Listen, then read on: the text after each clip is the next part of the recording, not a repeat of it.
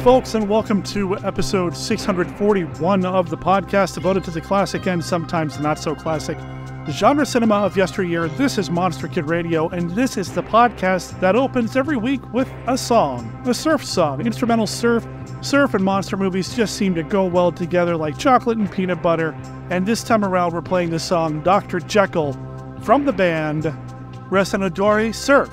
It is from their EP Pata de Perro Corazon de Pollo, and you can find it over on their Bandcamp page, which is over at resonadoresurf.bandcamp.com.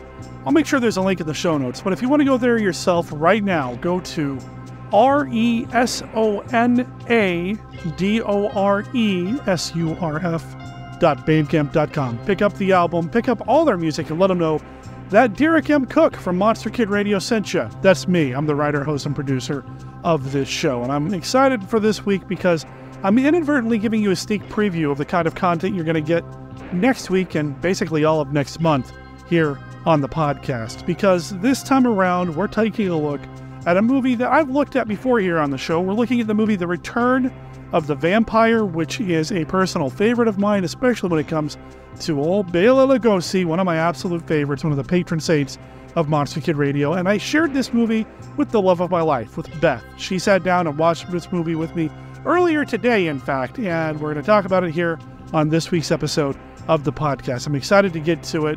Of course, we can't get to that until we get through some of the other stuff that makes Monster Kid Radio special. That includes Mark Matzke's Beta Capsule review, and of course, Kenny's look at Famous Monsters of Filmland. Let's go ahead and roll into all of that. You know, actually, let me give you a heads up first. Beth is on this episode, and if you need more Beth in your audio diet, I'm going to recommend you check out the latest episode of The Big Scary Show, episode 300, their Halloween Spooktacular. Beth joined a handful of others on their Halloween roundtable, haunted roundtable. They had a clever name for it. You need to go listen to it for yourself. It is a massive episode. It's not just Beth and the others talking about haunted attractions and the history of Halloween. There's a lot of really cool stuff in the entire episode, and I do recommend it. If you want to skip ahead to the roundtable where Beth is a participant, it's around the 45-minute mark, and then it's a great conversation about the history of haunts, haunted attractions, things like this. This recording took place several weeks ago, so some things may have changed, for Beth since then, but it's a great conversation. I highly recommend it. Go over to bigscaryshow.com to listen to it, and of course, I'll make sure there's a link in the show notes over at monsterkidradio.net. All right, now let's get on to the rest of the show. How about now? No? Yeah, now.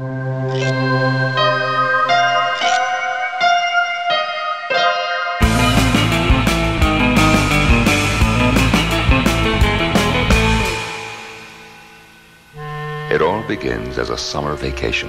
A young family finds a beautiful old house. It could be the answer to their dreams. So you are the people who want to rent this house? Well, you mean it's $900 and then it's all ours? Or the beginning of a nightmare. Burnt Offerings, starring Karen Black. Are you actually trying to tell me that this house is responsible? Oliver Reed. This house is destroying us. Betty Davis. This house is getting so cold. Burgess Meredith. This house will be here long, long after you have departed. You believe me? Eileen Heckert. When it comes alive, tell them what it's like.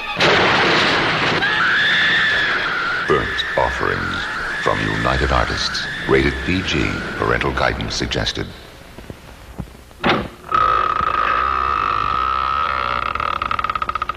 The Curse of the Mummy's Tomb. A bandage and bone monster stalking the cryptomaniacs who defiled its tomb of terror. And the Gorgon. A she-monster who turns living, screaming flesh into silent stone. It's a 2-for-1 Monster Bazaar. 2 terrific terrors for the price of 1. With the never-before-offered special free bonus. Black stamps. Of your favorite monsters for the first 10,000 people in line. It's the curse of the Mummy's Tomb. And the Gorgon. He said the Gorgon. both in petrifying color, you know. They will frighten you. Yeah!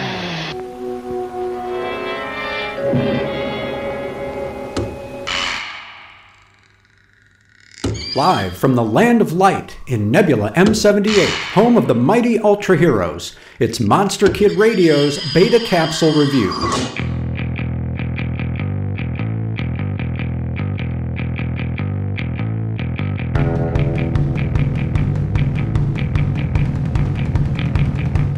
Return of Ultraman, Episode 34, An Unforgiven Life. Original air date, November 26, 1971.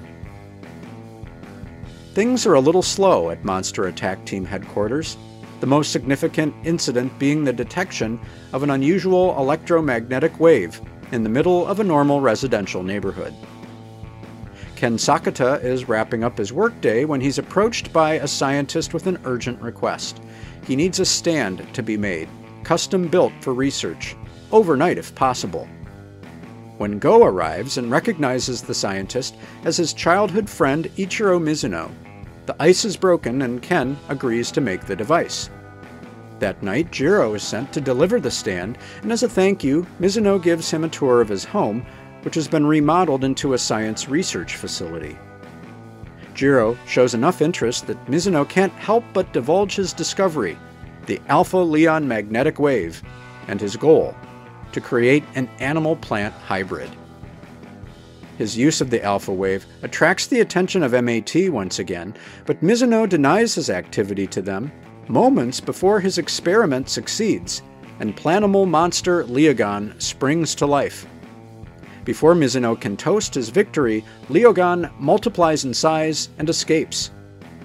Jiro has a close encounter with the growing kaiju and returns to Mizuno's house seeking answers. In a fit of rage, Mizuno nearly strangles Jiro, finally threatening to kill him and Ken with cobra venom if the boy tells anyone what he knows. The secret will not be kept, however, as Leogon grows to full kaiju size, capsizing a ferry boat. MAT finally has something to do, but they realize they will need Mizuno's help to dispose of Leogon. But will the mad scientist really agree to destroy his own creation? For the second week in a row, Return of Ultraman tells a heavy, tragic tale, and while Episode 34 suffers just a bit in comparison to its immediate predecessor, The Monster Tamer and the Boy, it's a fine installment in its own right, veering into some dark thematic areas and offering some authentically shocking moments. The character Ichiro Mizuno, as played by Mikio Shimizu, is a mess. A truly mad scientist driven by demons of the past, drinking heavily, choking little kids, choosing to be consumed by his quest. Amazingly, An Unforgiven Life was written by a 16-year-old named Shinichiro Kobayashi, who would, nearly 18 years later, write the story treatment for the feature film Godzilla vs. Biollante, in which the Big G goes to battle against a giant hybrid plant monster. For Monster Kid Radio's Beta Capsule Review, this is Mark Matzke reporting.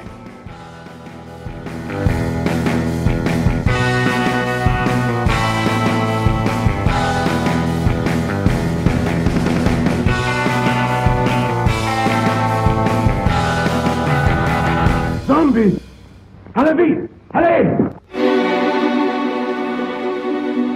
From award-winning author Stephen D. Sullivan, White Zombie, a new novel based on the classic motion picture. What do you see? Neil asked. Madeline peered into the wine glass, pretending to be a fortune teller, and for a moment her head reeled. She did see something within the depths of the cup. Terrible dark eyes staring up at her, boring into her mind. The eyes of that awful man they'd encountered in the road. You see? She felt dizzy now, really dizzy, and her throat was tight, as if cold hands were closing around her neck. What is it? Neil asked, concerned. The eyes burned into her. She couldn't breathe. I see, she managed to gasp. Death. A Available now in print and all ebook formats. Find it on Amazon, Smashwords, Drive-Thru Fiction, and other quality outlets. Also available in a special edition, including the complete movie script. Grab White Zombie before it grabs you. Details at sdsullivan.com. There is no other way. Listen. Do you hear? It's coming back, turning the screen into a buzzing, crawling, creeping nightmare of terror.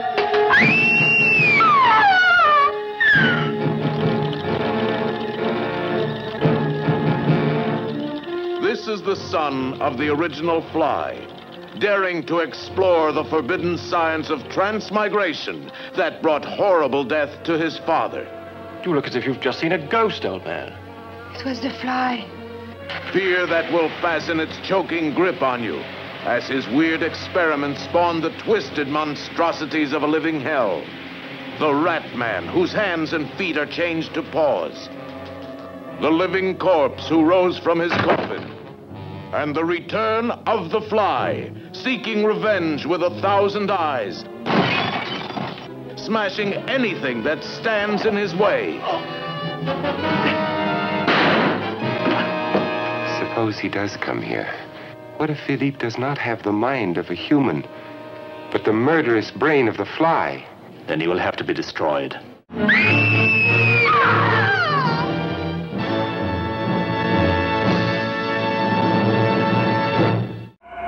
Who knows the evil force that rules the night? Who calls forth those terrors from beyond the grave to prowl its shadows? Where is the overlord of the damned? Beware is coming. Beware the return of the Death Master.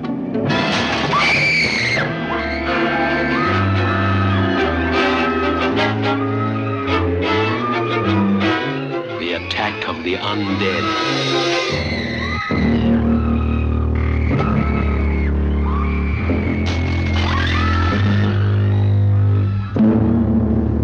I can destroy you.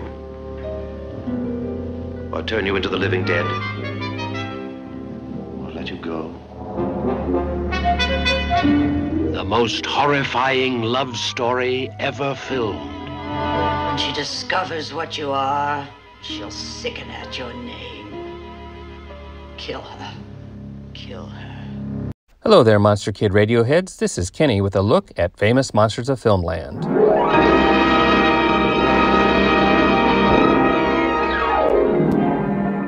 Today we are talking about The Return of the Vampire.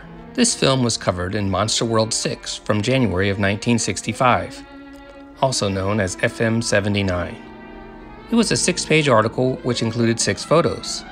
It was later reprinted in FM 45 and FM 58. Let's hear how the article introduced the film. Columbia Pictures' Bloodbath starring Bela Lugosi. The threat of the vampire, the undead menace who thrives on human blood, has been the theme of many of the most memorable monster movies. Bela Lugosi, unquestionably the most experienced and capable portrayer of such creatures, once again donned his evil black cape for his supernatural role in Columbia's excursion into the unknown.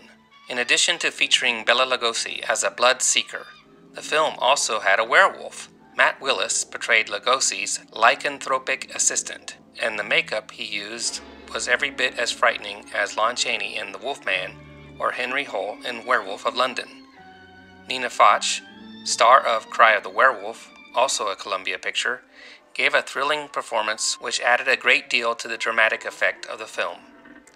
Frida Insecourt and Miles Mander rounded out the ghastly cast of this gruesome epic of vampirism and werewolfery. Following is the action-packed account of the fabulous 1944 Fiend film.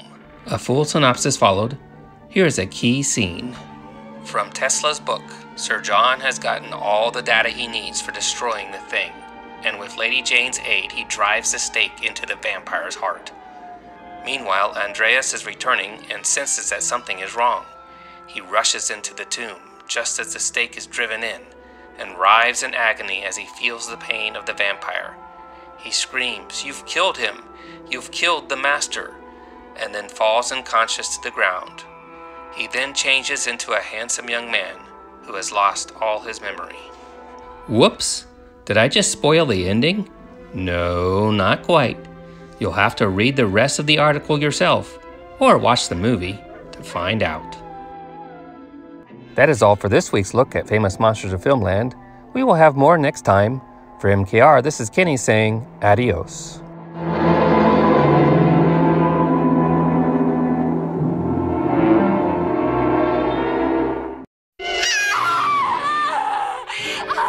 I shall be your exorcist, not with a crucifix, but with a sword. Prince of Darkness, my Lord Satan, grant our prayer, we beseech thee.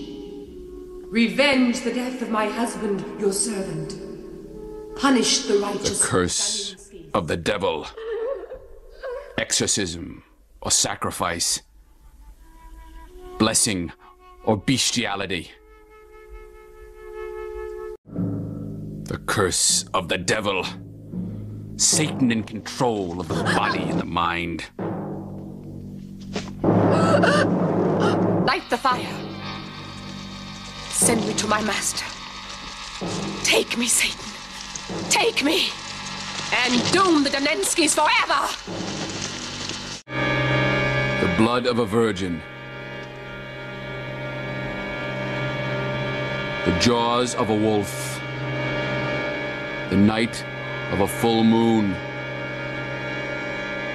Thus will a descendant of Arrhenius become one of the truly damned. In the night of Walpurgis, Ilona accomplishes her mission. The curse of the devil. The violence that rages in the soul of every one of us. Can man be turned into an animal? Do animals become men? Is it possible to exercise the powers of Satan? Does the love of a woman really conquer all? The Curse of the Devil. Coming soon to this theater. When I was little, I saw the strangest, most beautiful lights in the sky. What the hell? I don't see a thing up there, Wayne, old buddy. But no one would believe me. They wouldn't believe me either.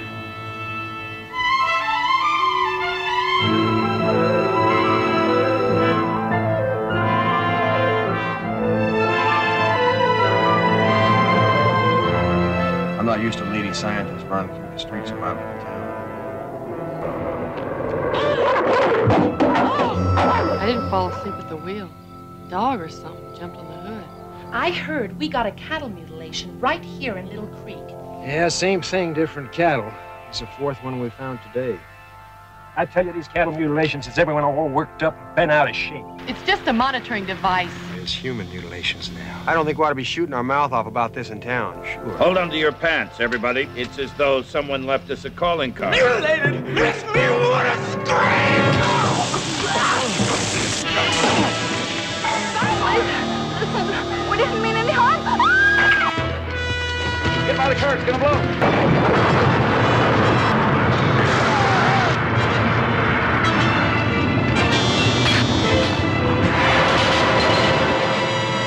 Track of us, and they needed me.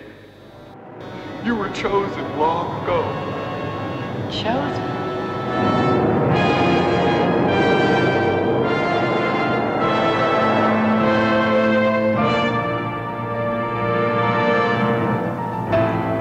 We're meant to be here together.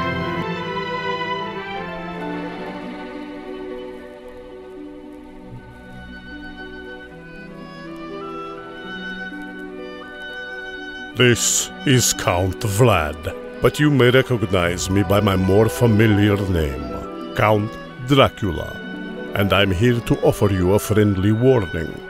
Derek and his guests often get excited, and occasionally this results in revealing key plot points of the movies they're discussing.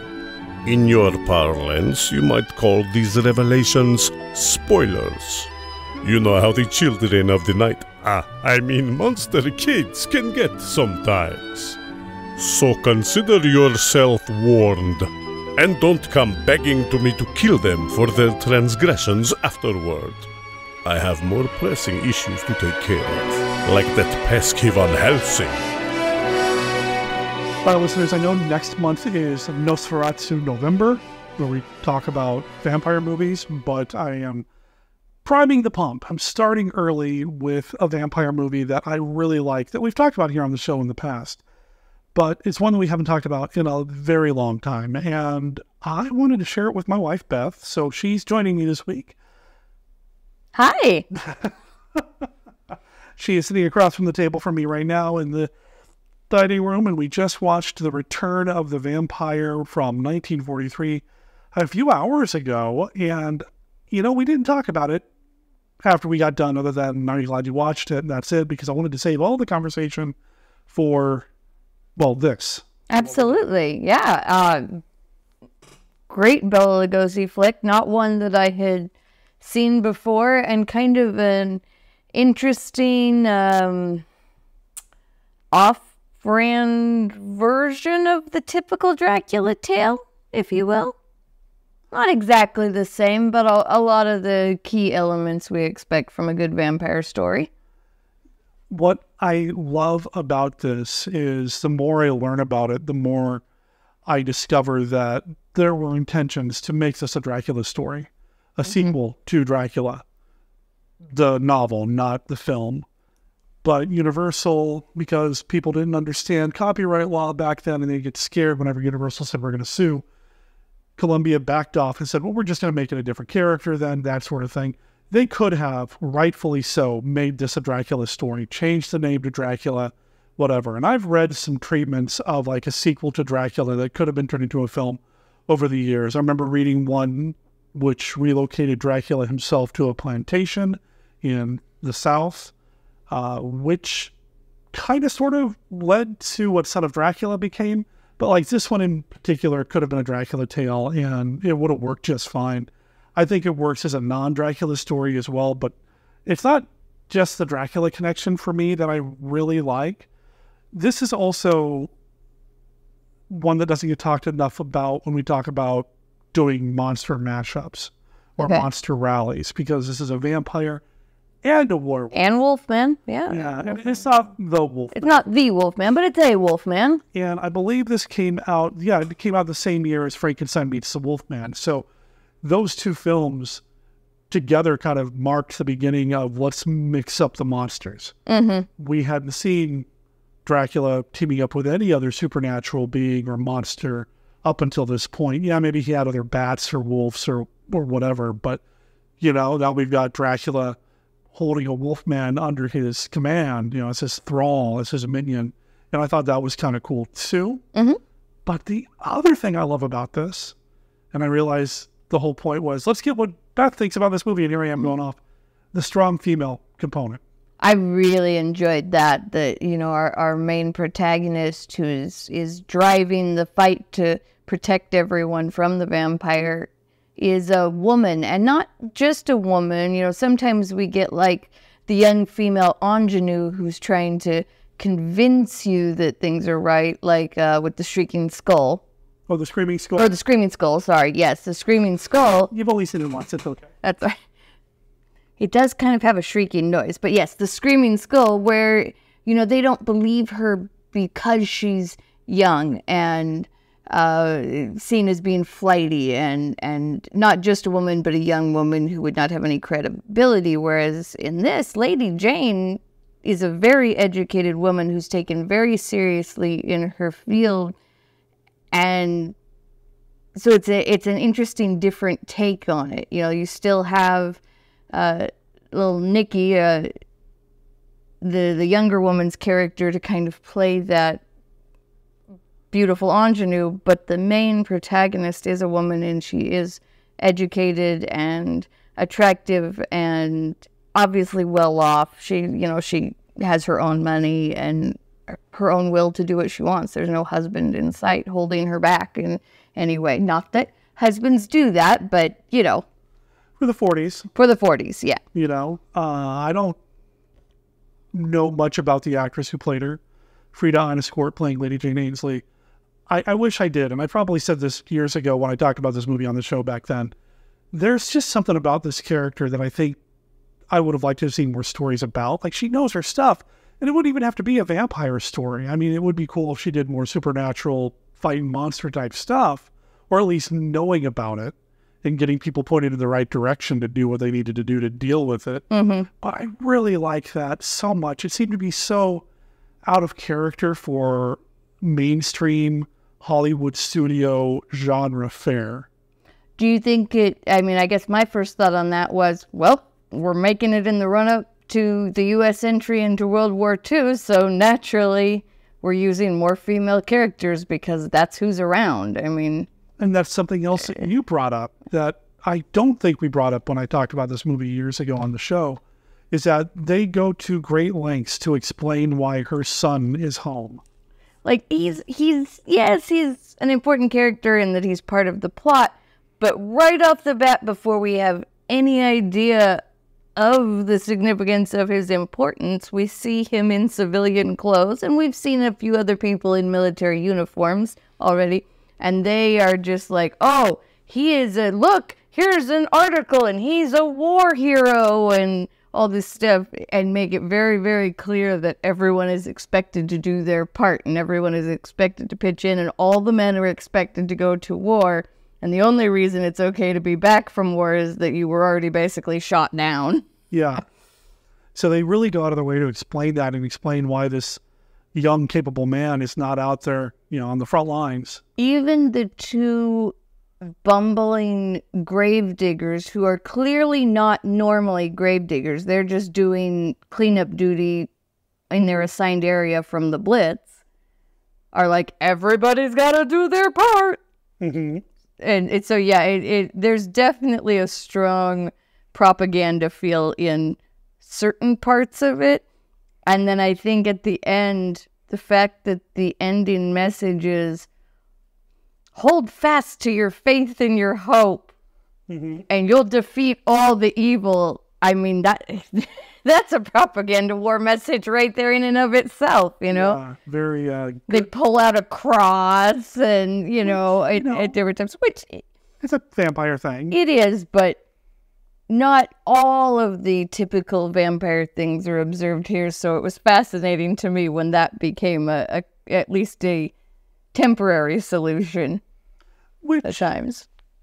This is something that I think Sandy Peterson, the developer of the Call of the Cthulhu role-playing game, either just posted a YouTube video about, or YouTube just showed me an old YouTube video of his talking about vampires and the mythology and the lore about vampires and why mirrors sometimes are used as a way to show whether or not something is a vampire, and the lore behind silver being a pure metal, and mirrors were originally silver backed, so silver reflections, you know, would impede whether or not you can see a vampire, that sort of thing, and how these days silver isn't used in a lot of mirror and especially lens material, whereas back then it was, and that sort of thing. And I find that interesting, and I like looking at the different lore and legends of these classic monsters and seeing where things like this come from. You know, white garlic is used against vampires. Well, it was viewed as a healing herb and a health thing. So, of course, something that was viewed as healthy would fight something that is clearly not. And the whole staking of a vampire seems to come from, we don't want them getting up and about, and we stake them to the ground, not necessarily put a stake through its heart. We're staking it to keep it from getting up and moving around. And in this case, they were pretty much using giant army tent stakes. Yeah. To do that with. Yeah, it didn't necessarily need to be wood. It just was a stake, and they staked it with this big metal spike to hold it, and just left it there, apparently, which you kind of had to do, because as soon as they come out. I do like that wasn't just as it wasn't done just as we're too lazy to bother actually looking for a piece of wood, or it was inserted sort of as part of the story, where the stake that they use gets mistaken for something else, and then that creates the wrinkle that allows the whole second act to happen. We're sitting here watching it, and vampire gets staked, and you look over at me, is like, there's a lot more movie left, right? I'm like, this is an awesome prologue. We're only like 25 minutes in. If that. I think you're being generous, yeah. I had forgotten that when he gets staked and he gets unstaked, he makes that sound. That sound, which would, I guess, suppose happen whether it was a vampire or not, with like the gases in the body escaping, maybe making a noise. I don't know. We'd have to ask Sir Christopher Lee, and apparently he knows. And you know the story I'm referencing? I know the story that Christopher Lee would correct Peter Jackson on set of the Lord of the Rings movie. That's not what it sounds like when you stab someone through the back. This is. So. Okay, Chris. All right. Well, that took a dark turn, but yeah. So I liked that if they weren't going to stick to traditional vampire lore, that they at least gave a reason for it. Well, and we talk about traditional vampire lore and that sort of thing, and this is 1943, and so many, and this is something I've been thinking about a lot lately anyway, especially when it comes to the idea of like remaking certain films and things like that. Film has kind of become our modern day mythology and that sort of thing. We don't have the sitting around the story, somebody telling us a story by candlelight anymore or by campfire anymore. We have movies and TV to tell us the stories, and if they get reinterpreted, that's how stories work. That's how legends are born. That's how mythology works. And the mythology of the vampire seems to come to us from films so much. At that point, had the quote-unquote rules of vampirism really been established to include very specific types of stakes and very specific other things? It's interesting that you say that, because there was one thing that happened in the movie. They referenced it once. We saw it happen on a separate occasion, and it's something that I happen to know from my background knowledge. It is something that's done in a totally different culture than you might associate with vampires. So in a lot of the Celtic traditions, you'll see people be buried with, if they've immigrated, you'll see them be buried with a little bit of soil from where they're originally from or from where their family is from. And in the movie, Armand the vampire makes a big point of saying that he's going to rest in his coffin, but that it's got soil from his home. And he has to rest in his home soil. Well, when he goes to take a certain victim at one point, you'll notice he scoops up soil from the ground from the churchyard right where he's at and starts to add that to a coffin, as if he's going to take that victim, and that he needs that victim, who will presumably become sort of a vampire themselves, to have soil from where they're from in order to rest easy where he's going to take them. So that it was an interesting thing to notice. And then, thinking about it, where does that come from? Maybe that predates movies. Maybe that part of vampires comes from earlier traditions and ghost stories and things like that. Yeah, and I think where we see, like, where most of the lore of a classic monster coming from the movies is really less about the vampires anyway, but more like werewolves, the whole silver bullet, silver cane, a lot of that comes from film, not necessarily from the lore of the Wolfman.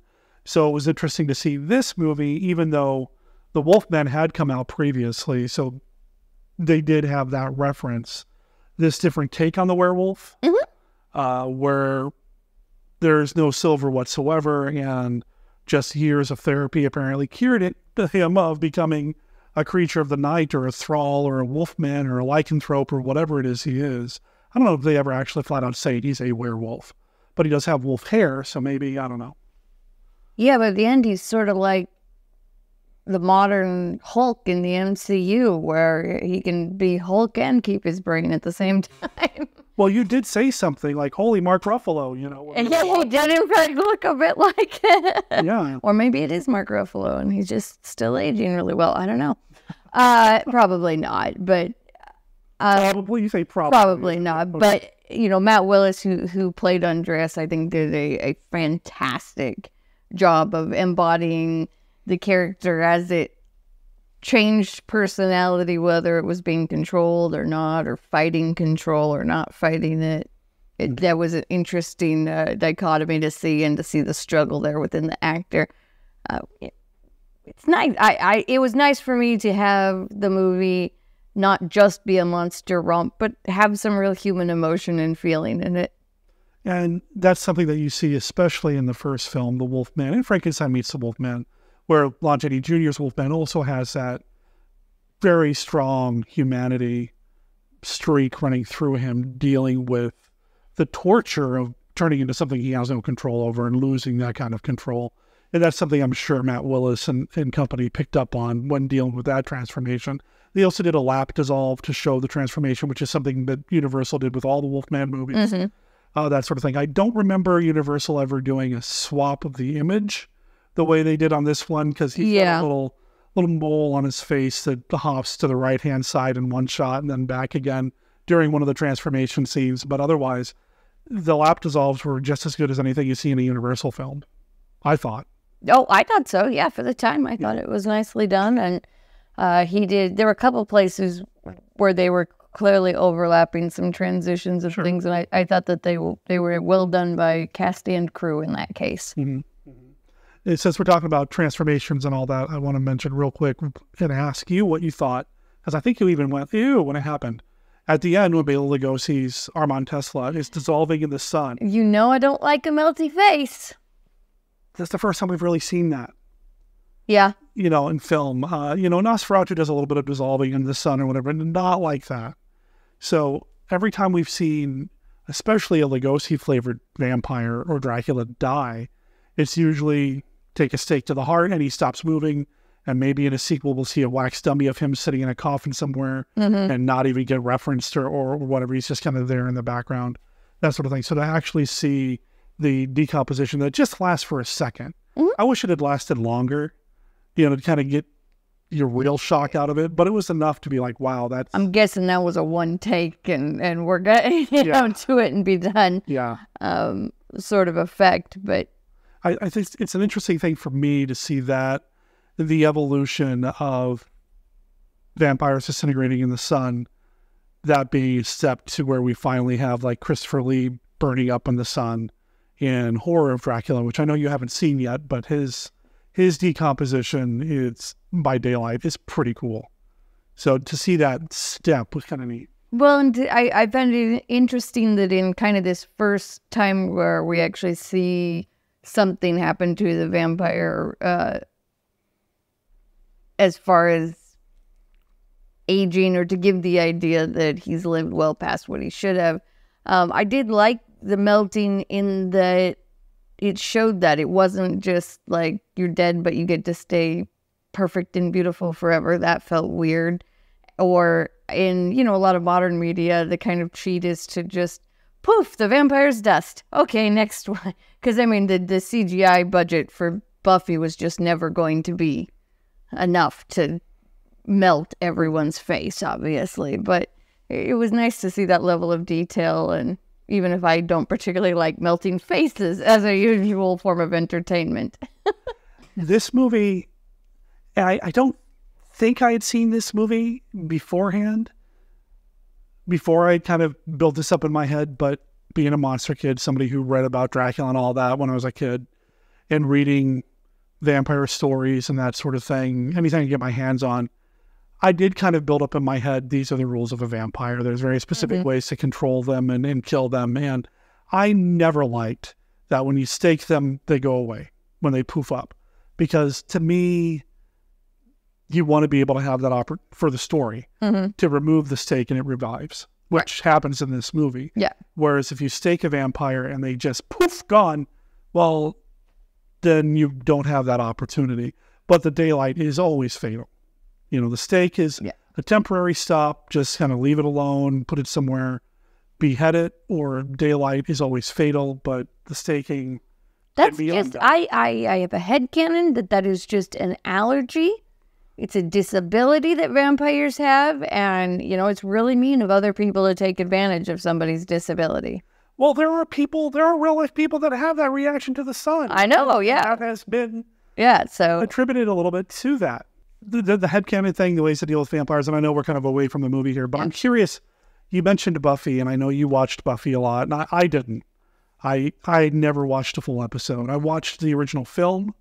That's about it. But I just never got into the actual Buffy or Angel or any of that stuff. And I know you did, right? It didn't hurt that I was in the same graduating class as the Scooby Gang was on the show. So I had a lot of the cultural touchstones in common. So yeah, demographic. Yes, I watched pretty much all of Buffy, all of Angel. You know, really enjoyed those. And so when it comes to vampires, there are other things that get brought up in other films that I enjoy as weaknesses, disabilities, if you want to call it that or whatever.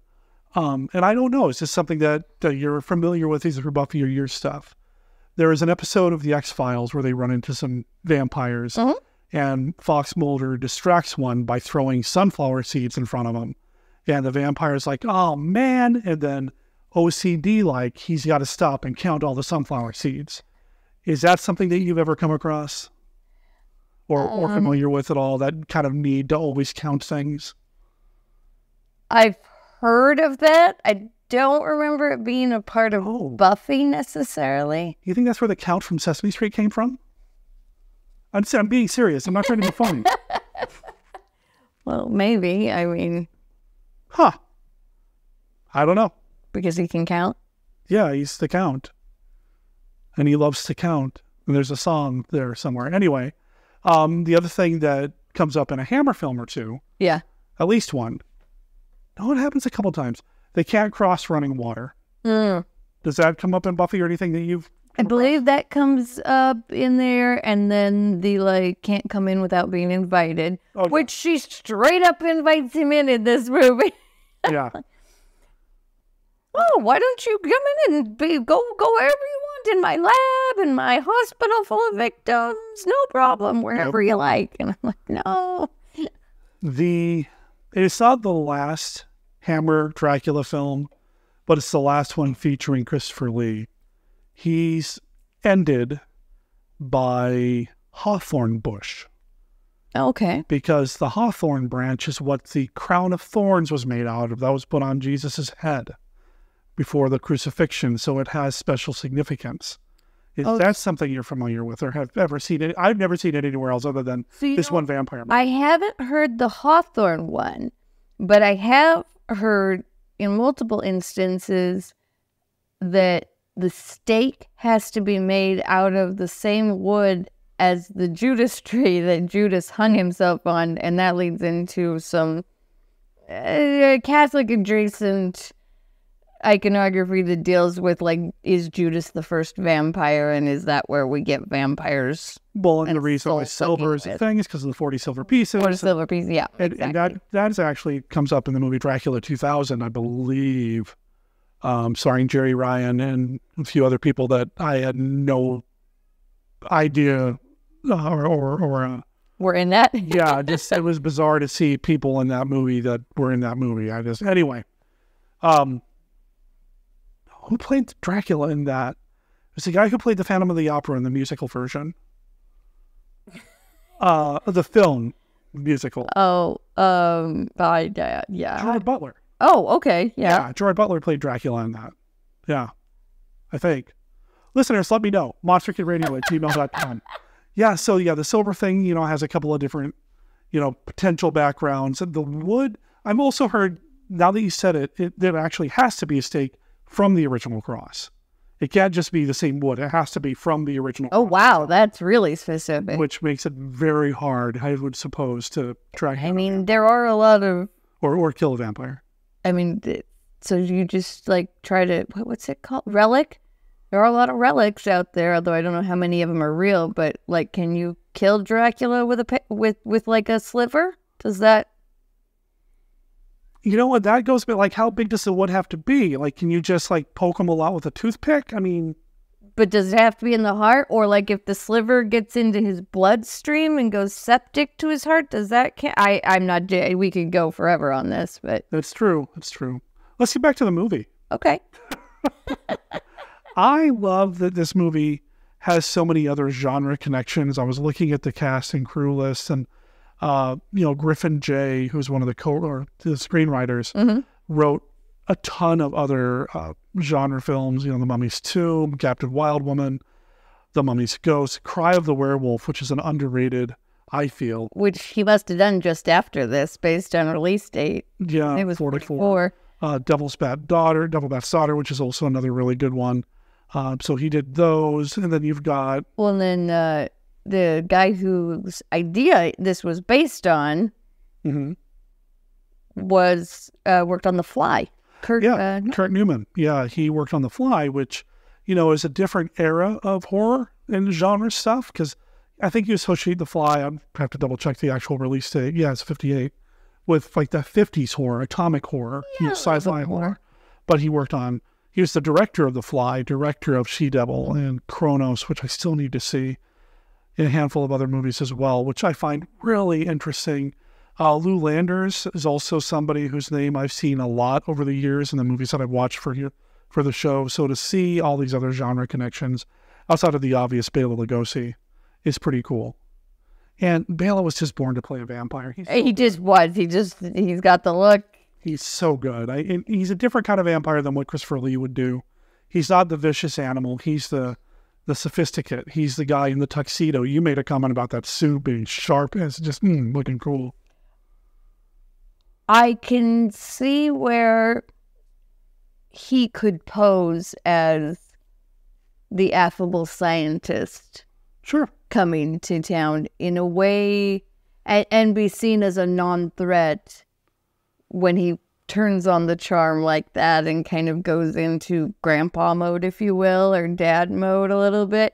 He's still proper. He still looks great, but he's just a little more at ease with people, or the appearance of being at ease with people.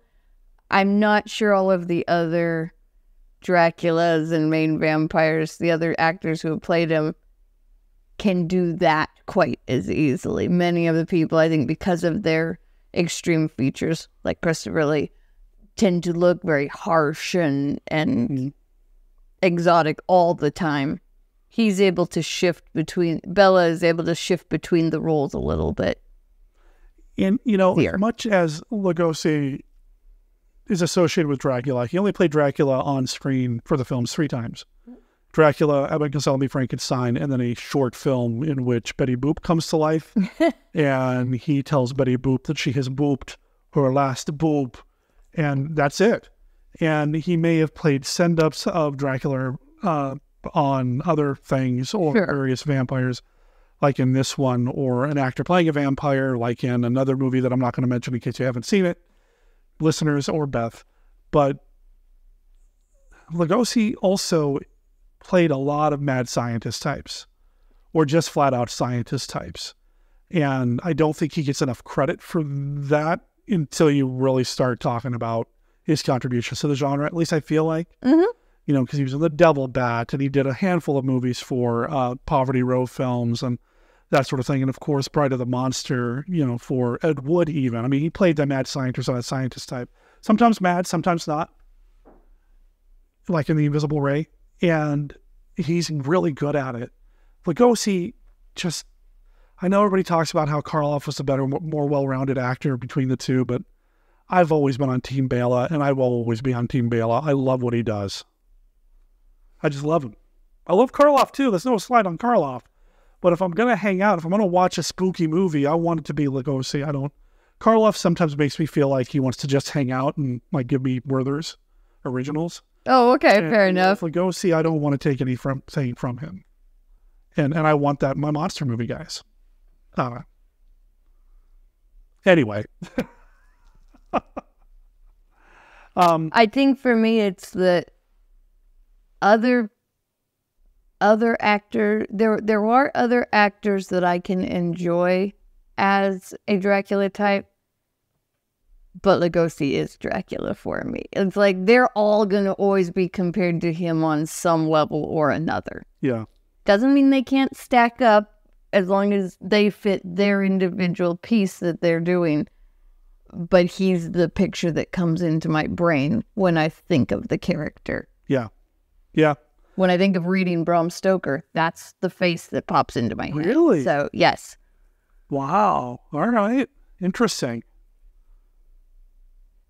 Yeah, interesting. Okay. And I don't know how much of that is just him or him looking like the Count from Sesame Street or both of them looking like my grandfather or, you know, maybe some combination of all three, but... Fair enough. I really like this movie. I hadn't watched it in a long time. In fact, it may have been since they showed it at Monster Bash a few years ago, the last time I saw it. And even then, I probably didn't watch the whole thing because there's just so much to do at Monster Bash and antsy to get up and walk around and go do other things too at the same time. Sure. So I haven't sat down to watch it start to finish in a while. It was cool to kind of see it through your eyes and to get the war connection, which is not something I remember picking up on before. And yeah, the whole goodness is the most powerful force in the world. You know, the whole bit there, not just with a cross, but, you know, you're good. Just remember that you're good and let the goodness cure you of your werewolfism, Andreas. You'll be fine. Just be good because you're good. It does seem to really push the idea that your inner thoughts are what will save you and your will, and don't look anywhere else. Just look inside yourself for the strength to pull yourself up by your bootstraps and do it. You know? Yeah.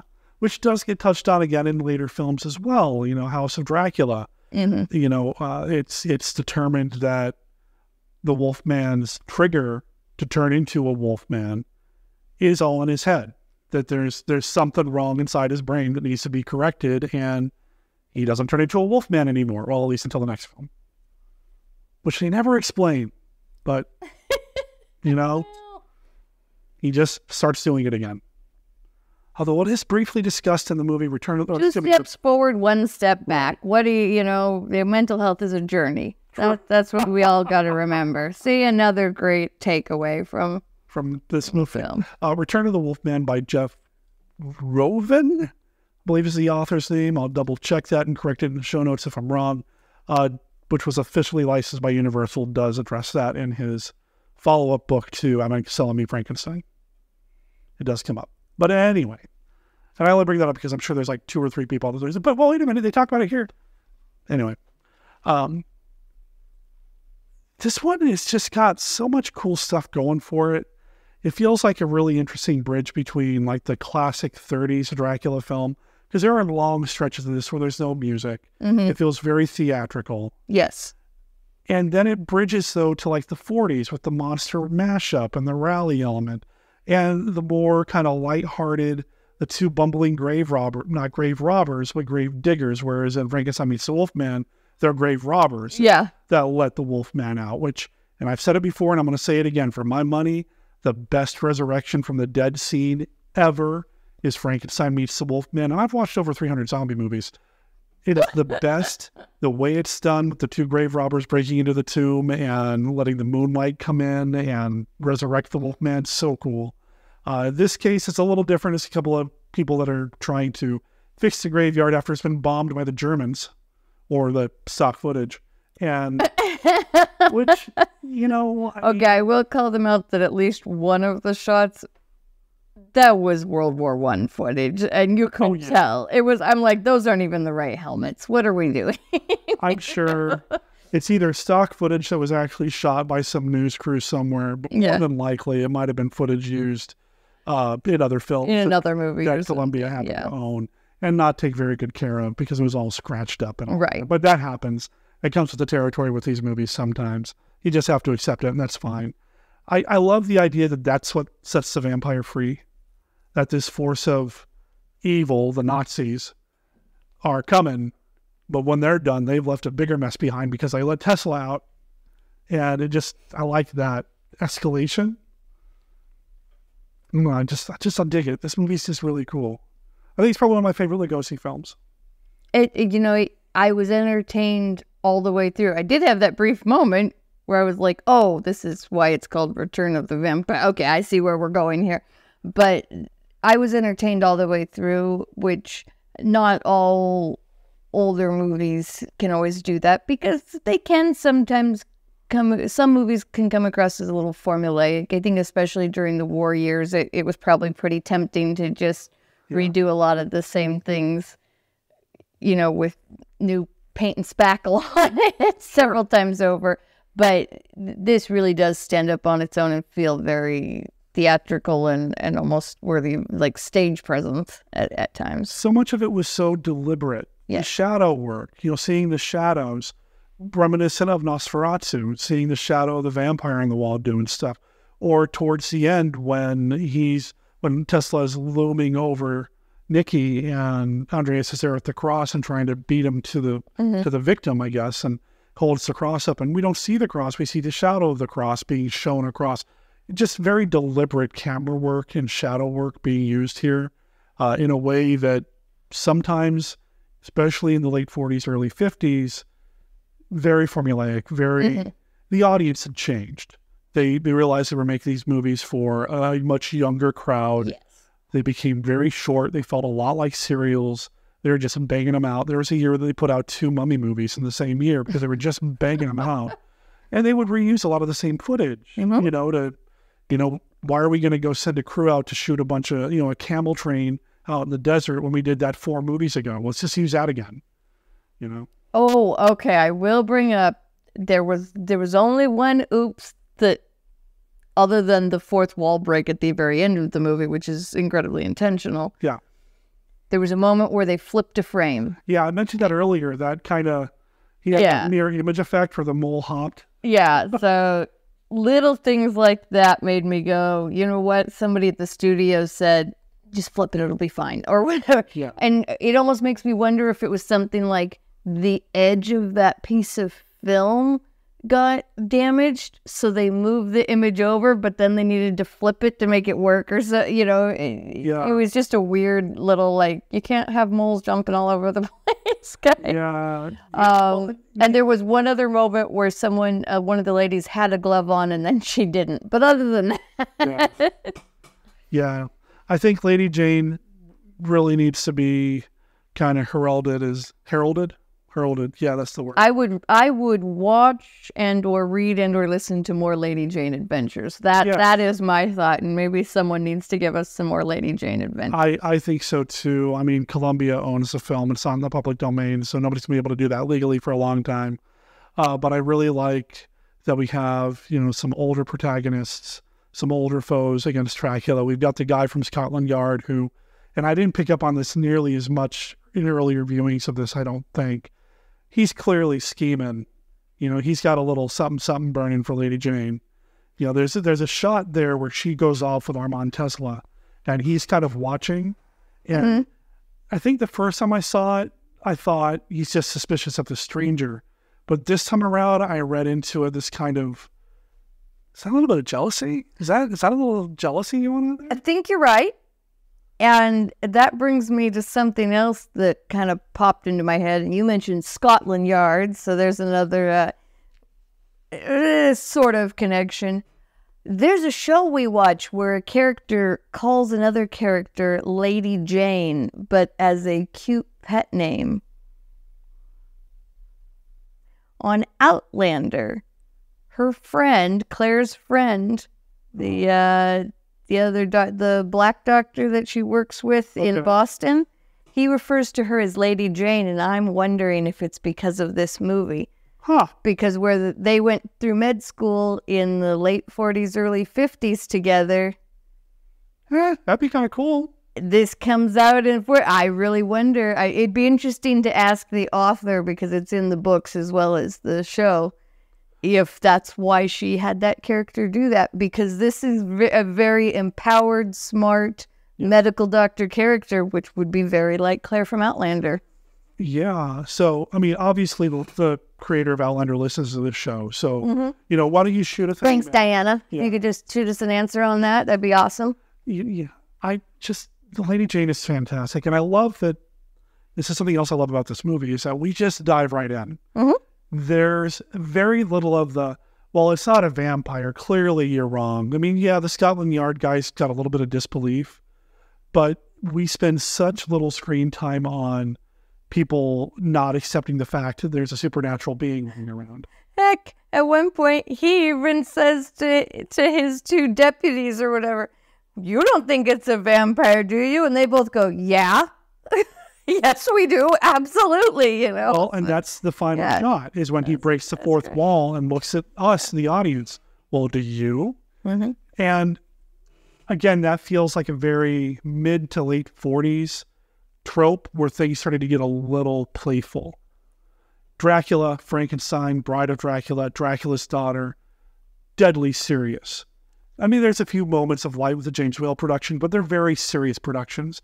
We start to get a little playful in the 40s, and this one felt like a very playful moment. I see what you're saying there, but I think in addition to playfulness, it could be seen by younger audiences, like preteen or adolescent audiences at the time, as an acknowledgement. Oh, yes, we're in the movie, but we can see you and we're real. So if we're real, maybe vampires are too. There's kind of that thrill or that goosebumps moment of feeling that for me. So I think depending on who you are and how you're taking it, that fourth wall break could mean different things. It's just a good time. I recommend this one, and I will watch this again someday, I'm sure. And you know, I was sitting here watching it, and I'm thinking, man, I should have waited till November. But I'm glad we watched it together, because I think you would have really liked Lady Jane, and I think I was right. Yes, yeah, I so love Lady Jane. I'm batting 1,000 here, right? I haven't steered you astray yet? Not yet. All right. So next week, Nosferatu November begins. We're going to talk about more vampire movies here on the show. Beth and I have a YouTube channel, the Team Death YouTube channel, where we've been reviewing local haunts that we've been going to. So please check that out. How do they spell Team Death? That would be TEAMDETH. Right, DE for Derek, TH from Beth. Check that out. There's always a link in the show notes. Beth, thanks for coming on the show this week. Absolutely. I'll find another really good movie to watch. Or we can just watch Monos again. Yeah, maybe not that.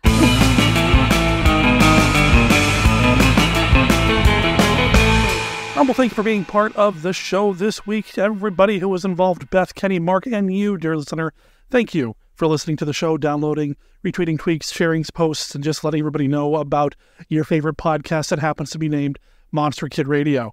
Yeah, that didn't sound awkward at all, but you know what I mean. Thank you for sharing the word on the various social media platforms, whether it's Twitter or Facebook, where we have a page and a group, or you can hop over to our Discord, our Reddit, or even on Patreon. We're all over the internet. You can't miss us, especially if you start your search at monsterkidradio.net, where you're going to find all of our contact information, like our email address, which is monsterkidradio@gmail.com, or you can call and leave us a voicemail at 360-524-2484. I'd love to hear from you. I'd love to hear what you're doing for this Halloween season. Have you done anything awesome yet? Do you have anything coming up? I mean, this is basically your last chance to wish a happy Halloween to anybody here at Monster Kid Radio, so I'd love to hear from you. Maybe give us a call on Halloween night. Let us know how it's going, that sort of thing. There's also a link on our website to where you can buy tickets to the Joy Cinemas Scare-a-thon. Now, we talked about this last week with Matthew Rashley. Matt and I talked about the 5 movies they were showing. Well, guess what? They've added a 6th. It's crazy. I don't know how he's going to do it, but he's adding a 6th movie. At the end of the night, he's playing Werewolf of London. Now, Jeff Punk Rock Martin, the man behind the Joy Cinema and Scare-a-thon, I've talked to him repeatedly over the years. He's a friend of mine, and I know for a fact that Werewolf of London is his preferred classic werewolf film. I know he loves this movie, so I'm ecstatic that he's having an opportunity to actually show this movie at his event that he loves so much. The Scare-a-thon is going to be a blast, and Beth and I are going to be there. I have confirmed that we're going to have a table set up. Monster Kid Radio will be in the lobby, and then, of course, I'll be introducing movies quickly as well, because now we've got to squeeze 6 movies into the whole day, which darn, we've got to watch another horror movie. Bummer, especially one with a classic monster and classic pedigree like Werewolf of London. Oh man, our lives are really hard. Anyway, that's happening on Saturday, October 28th at the Joy Cinema in Tigard, Oregon. Check them out at thejoycinema.com, or again, follow the link in the show notes. Also follow the link in the show notes to the Team Death YouTube channel. Team Death is team and then DETH. This is where Beth and I do our YouTube thing, and we've been posting some recent trips to various haunted houses or haunted attractions in the area. As of this recording, there are 2. I've got a third one that I've shot that I need to edit still, and then we may be doing some other things leading up to Halloween that we'll post there as well. So please check that out. Like and subscribe as well. That's what you're supposed to do on YouTube, right? Right? I mentioned the Patreon earlier. Please pay attention to the Patreon. Sometimes I will post things on Patreon that you don't have to be a patron to see. Specifically, I'm bringing this up because next year I'd like to do something where I'm releasing some writing through Patreon, and then at the end of the year, you'll have a complete story because I've done like 12 chapters over the course of a year. That's something that I'm working on or planning on at this point, so pay attention to patreon.com/MonsterKidRadio for that. What's coming up next week? Well, we're going to be talking about a movie by the name of Blacula. That's right, Blacula here on Monster Kid Radio, because we're kicking off Nosferatu November, and we're going to do it in style with Blacula. I love Blacula. It's such a cool, fun, funky, groovy movie. I am excited to talk about it with Dominique Lamssies here on the show. She's coming back to MKR. Been a while since I've had her on. We're going to catch up with her. I know she's starting to get more active with her blog again and her Facebook marketplace and everything. So we're going to talk about that. And then, of course, we're going to talk about one of the best blaxploitation horror movies ever made, Blacula. That's coming up next week.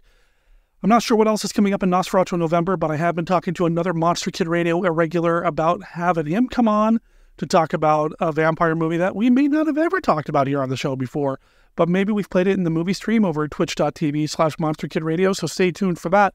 And you see how I brought up the Twitch stream? I bring it up because, well, there's horror movies playing on it right now. Twitch.tv/MonsterKidRadio. This is the Monster Kid Movie Club. This is where I've been playing huge loops, 15-hour blocks of horror movies, classic horror movies. And right now, we're playing things like Bride of the Monster, Tormented, King of the Zombies, Valley of the Zombies, House of Ghosts, How My Dad Killed Dracula, I Eat Your Skin, and we've got a whole bunch of other little Halloween-y type stuff in there, some classic footage, some classic commercials, some Elvira commercials.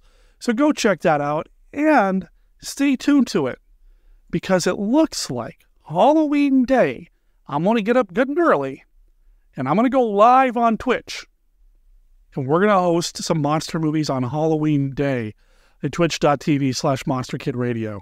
Trick or treat. Hop over to Twitch. That's not a good rhyme at all. And I used to think I was a rapper back in the day. Anyway, check out twitch.tv/MonsterKidRadio and give us a follow over there. It doesn't cost anything to follow. Of course, if you subscribe, it helps support everything that we do here. But give us a follow on Twitch and watch some classic monster movies for free pretty much anytime. Now, I'm trying to make sure there's stuff running there 24/7. All right, that brings us to the end of the show. Thanks again for listening. Thanks for hanging out with us. And remember, Monster Kid Radio is a registered service mark of Monster Kid Radio, LLC. All original content by Monster Kid Radio by Monster Kid Radio, LLC is licensed under a Creative Commons Attribution Non-Commercial No Derivatives 3.0 unported license. Of course, that doesn't apply to the song Dr. Jekyll. That comes from the band Resonadori Surf and is from their album Pata de Perro Corazon de Porro. I'm going to make sure there's a link in the show notes, but if you want to go over there directly, just look up RosanadoresSurf.bandcamp.com. Check out their EP, pick it up, let them know that Monster Kid Radio sent you. Dr. Jekyll is copyright 2023 to them. My name is Derek M. Cook. I'll talk to everybody next week. Ciao.